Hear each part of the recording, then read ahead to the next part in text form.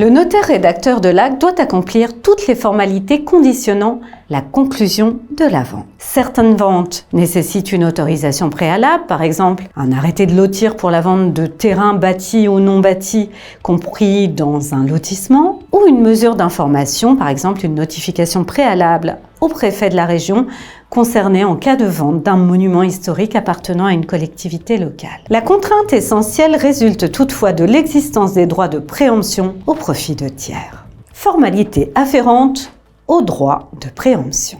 Quels sont les différents droits de préemption? Le plus courant est le droit de préemption urbain institué par les communes. Lorsqu'elles se sont dotées d'un plan d'occupation des sols, un POS, POS, ou d'un plan local d'urbanisme, PLU, opposable aux tiers. L'institution d'une zone d'aménagement différé, ZAD, par le préfet après avis ou sur proposition de la commune concernée, emporte également création d'un droit de préemption. Le département peut de même créer une zone de préemption afin de protéger les espaces naturels sensibles, comme stipulé à l'article L142.3 du Code de l'urbanisme.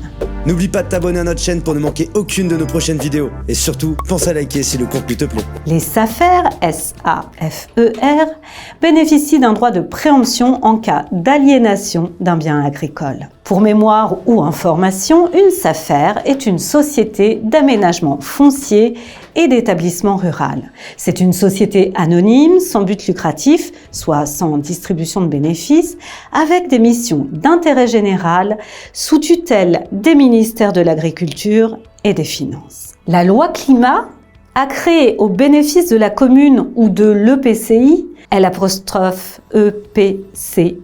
un droit de préemption pour les biens exposés à l'érosion du littoral. Des textes d'application sont nécessaires pour permettre son entrée en vigueur. Pour mémoire ou pour information, un établissement public de coopération intercommunale, EPCI, est une structure administrative française regroupant plusieurs communes afin d'exercer certaines de leurs compétences en commun. Il s'agit de la forme la plus aboutie d'intercommunalité. La loi a également institué des droits de préemption au profit du preneur d'un bien rural remplissant certaines conditions, du locataire d'un immeuble à usage d'habitation ou à usage mixte, lors de la première vente du local, après division d'un immeuble par appartement, ainsi qu'en cas de congé donné par le propriétaire en vue de vendre, et du locataire lors de la vente d'un local commercial ou artisanal. Les co-indivisaires jouissent d'un droit de préemption pour le cas où l'un d'entre eux entend céder sa quote-part à un tiers, comme stipulé à l'article 815-14 du Code civil.